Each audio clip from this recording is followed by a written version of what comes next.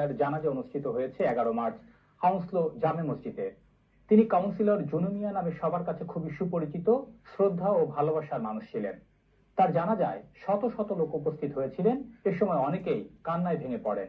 জানাজার আগে mayor, councillor ও এলাকার মুসল্লিদের মধ্যে অনেকে কাউন্সিলর জুনু মিয়ার কর্মময় জীবনের উপর সংক্ষেপে আলোকপাত করেন।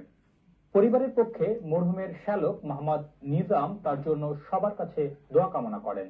তাকে ফেলথামের হাটন কবরস্থানে দাফন করা হয়েছে। জানাজায় বিসিএর পক্ষ থেকে বর্তমান president Oli Khan MBE, secretary general Mithu Chowdhury, treasurer Tipur Rahman, সাবেক president Asha Khondokar, Bazlur Rashid MBE, Kamal Yakub, M A মনিমবি, কামরুজ্জামান জুয়েল, একলসুর রহমান আলী, শামীম আহমদ, সৈয়দ হাসান আহমেদ, ফরাদ চৌধুরী টিপু, চ্যানেলসের ভাইস চেয়ারম্যান আব্দুল হক, বিসিএর প্রেসিডেন্ট তোফাজ্জল মিয়া, আব্দুর রৌফ, বিশিষ্ট চিত্র পরিচালক খসরু নোমান, কায়ুম কায়সার, শেখ ইয়াওর, রুহি আহাদ, শাহিন আহমেদ উজ্জ্বল, এনায়েত খান, ফকর আহমেদ, জয়নাল আবেদিন, আব্দুস শহীদ, খালিদ মিয়া সহ কমিউনিটির সর্বস্তরের মানুষ উপস্থিত ছিলেন।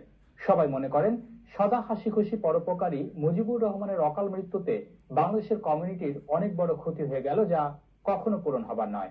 8 মার্চ হ্যামারস্মিথ লন্ডনের হাসপাতালে কাউন্সিলর মুজিবুর রহমান জুনু সকাল 7:30টায় ইন্তেকাল করেন।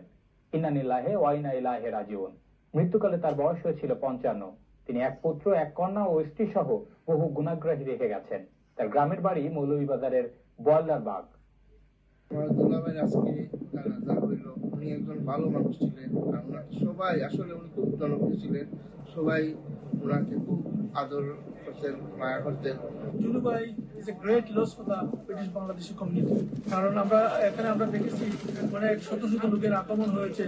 Every single one of them Junu ভাই, উনি সদা হাস্য